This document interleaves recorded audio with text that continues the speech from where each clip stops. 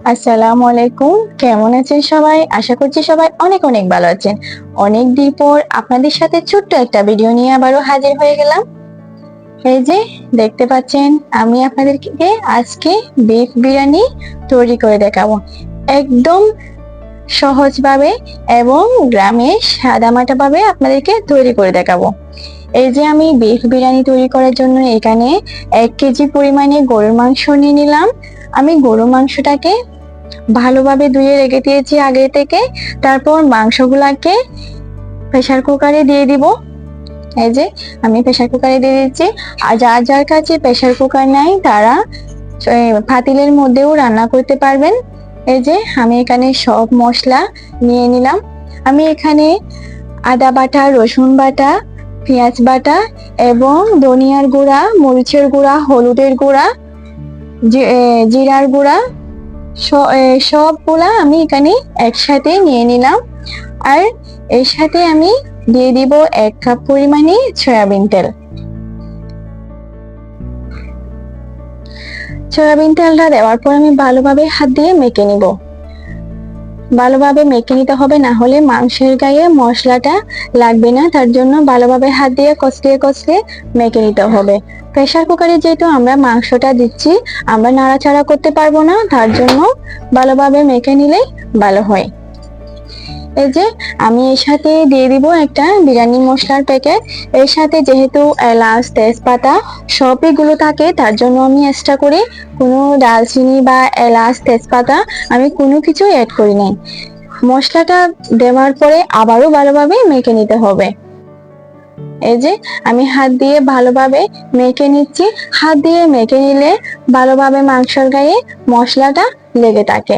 এরপরে আমি 2 কাপ পরিমাণে পানি অ্যাড করব, কারণ প্রেসার কুকারে যেহেতু আমরা মাংসটা দিচ্ছি তাড়াতাড়ি সিদ্ধ হয়ে যাবে, তার জন্য পানিও বেশি লাগবে না।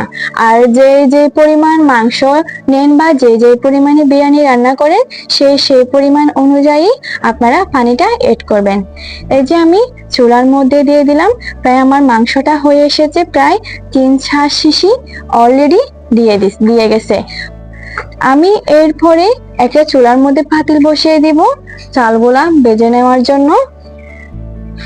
এই যে আমি চালটা বেজে নেওয়ার জন্য এর মধ্যে কিছুটা ঘি অ্যাড করে দিব। আমার বাসায় যেহেতু অ্যাভেলেবেল ঘি ছিল না, তার জন্য 1 চামচ মতো ছিল, সেগুলো আমি এর সাথে অ্যাড করে দিচ্ছি।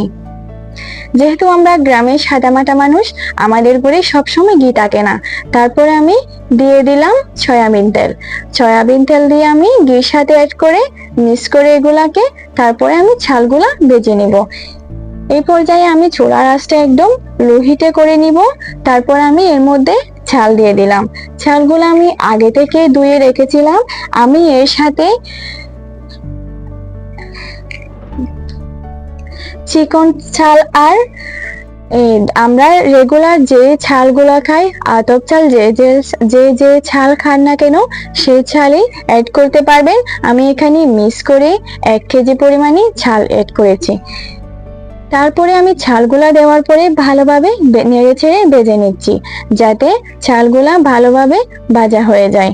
এই সময় আমি চুলার আঁচটা একদম লো হিটে করে দিয়েছি।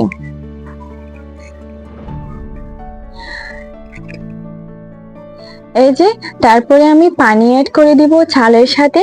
যার যে পরিমাণ পানি লাগে সেই পরিমাণে অ্যাড করবেন। আমি এখানে 1 কেজি পরিমাণ চাল দিয়ে দিয়েছি, 1 কেজি পরিমাণ গরুর মাংস আমি দুটোটাই সমান সমান অ্যাড করেছি। তারপরে আমি এর মধ্যে দিয়ে দিব গুঁড়া দুধ। যেহেতু আমার বাসায় গরুর দুধ ছিল না, তার জন্য আমি গুঁড়া দুধটা অ্যাড করে দিচ্ছি। আপনাদের বাসায় যদি গরুর দুধ থাকে আপনারা সেটা অ্যাড করতে পারবেন। এই যে আমি গুঁড়া দুধটা দেওয়ার পরে একটু ভালোভাবে নেড়ে ছেড়ে মিক্স করে দিলাম। তারপরে আমি 1 টেবিল চামচ পরিমাণ চিনি আর দিয়ে দিলাম কিশমিশ। কিশমিশ আর চিনিটা দেওয়ার পরে আমি আবারও ভালোভাবে নেড়ে চেড়ে অ্যাড করে দিচ্ছি। এদিকে আমি চালগুলা হতে থাকুক, আর আমি এদিকে প্রেসার কুকারে যে ভাপগুলো আছে সেই ভাপগুলো আমি বের করে নিচ্ছি, কারণ ভাপগুলা বের হয়ে না গেলে আমরা সাথে সাথে প্রেসার কুকারটা খুলতে পারবো না। প্রেসার কুকারটা খুললে দেখা যাবে যে কোনো একটা দুর্ঘটনা হয়ে যাবে। তার জন্য আগে ভাপটা ভালো করে বের করে নিব। তারপরে ভাপটা বের করার পর আমি এটা চালের সাথে অ্যাড করে দিব। এর ফাঁকে আমি আবারও নেড়ে চেড়ে চালটা দিচ্ছি, কারণ যেহেতু আমার চুলার আঁচটা হাই হিটে আছে তার জন্য চালটা লেগে যাবে। নেড়ে ছেড়ে দেওয়ার পর এবার আমি প্রেসার কুকারের ঢাকনাটা খুলে মাংসটা চালের সাথে আমি অ্যাড করে দিব। এই যে চালের সাথে আমি অ্যাড করে দিচ্ছি মাংসটা। এই সময় কাজটা একদম সাবধানে করতে হবে যাতে সেটা এসে গায়ের মধ্যে না লাগে। তার জন্য এই যে আমার বিরিয়ানির মধ্যে আমি একটা আলু অ্যাড করেছি, দেখতে পাচ্ছেন। অনেকে বলবেন বিরিয়ানির সাথে কেন আলু মিক্স করেছি, এটা তো খিচুড়ি হয়ে গেছে। আসলে তা না, আমার ঘরে যেহেতু ছোট ছোট বাচ্চারা আছে, তারা বিরিয়ানির সাথে তেমন মাংস খেতে চায় না, তাদের জন্য আমি একটা আলু অ্যাড করেছি। এই যে মাংসটা অ্যাড করার পর ভালোভাবে আমি নেড়ে চেড়ে মিক্স করে দিচ্ছি। এর মধ্যে আমি কিছু কাঁচামরিচ দিয়ে দিলাম, আমি গোটা কাঁচামরিচটাই দিয়ে দিব এর সাথে। যেহেতু আমি মাংসের সাথে গুঁড়া মরিচ ব্যবহার করেছি আর মশলার সাথেও মরিচ থাকে, তার জন্য আমি কাঁচামরিচটা গোটায় অ্যাড করেছি। কাঁচামরিচটা দেওয়ার পরে আমি ভালোভাবে নেড়ে চেড়ে এটার সাথে মিশিয়ে নিব। মিশিয়ে নেওয়ার পর আমি ঢাকনা দিয়ে আবারও ডেকে দিলাম। এই যে এই সময় আপনারা কিন্তু খেয়াল রাখতে হবে, আপনারা ফাঁকে ফাঁকে কিন্তু নেড়ে ছেড়ে দিবেন। এই যে আমি আমার প্রেসার কুকারে যেহেতু কিছুটা মশলা লেগেছিল, তার জন্য আমি কিছুটা গরম পানি অ্যাড করে আবারও বিরিয়ানির সাথে অ্যাড করে দিলাম পানিটা।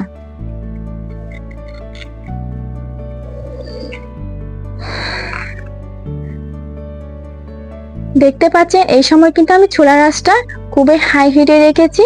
আমি তারপরে আবারও একটু লবণ এড করে দিচ্ছি, কারণ লবণ চেক করার পর আমার মনে হয়েছিল যে লবণ কম হবে, তার জন্য আমি লবণটা এড করে দিচ্ছি। তারপরে আমি আবারও নেড়ে ছেড়ে দিব। দেখতে পাচ্ছেন আমার বিরিয়ানিটা প্রায় পানিগুলা একদম শুকিয়ে গেছে চুলার আঁচটা হাই হিটে রাখার জন্য। এই যে তারপরে আমি একদম চুলার আঁচটা লো হিটে করে দিব। তারপরে আবার ঢাকনা দিয়ে ঢেকে দিলাম। তারপরে এপাশ ওপাশ করে আমি সাইড ফিরিয়ে দিব, যাতে ভালোভাবে চারপাশটায় চালগুলা যাতে সিদ্ধ হয়। এই যে তারপরে আমি একটা পলিথিন দিয়ে দমে দিয়ে দিলাম বিরিয়ানিটা, কারণ আমাদের যেহেতু গ্যাসের চুলায় বিরিয়ানি রান্না করতেছি আমরা, তার জন্য একটা পলিথিন দিয়ে আমি দমে দিয়ে দিলাম। আর মাটির চুলায় রান্না করলে আমরা কয়লার উপর দিয়ে দমে দিতে পারি, তার জন্য। এই যে আমার বিরিয়ানি একদম কমপ্লিট। কার কার ভালো লাগে আমার ভিডিওটা, সবাই বাসার মধ্যে ট্রাই করে দেখবেন। আর সবাই ভালো থাকবেন, সুস্থ থাকবেন। আসসালামু আলাইকুম, আল্লাহ হাফেজ।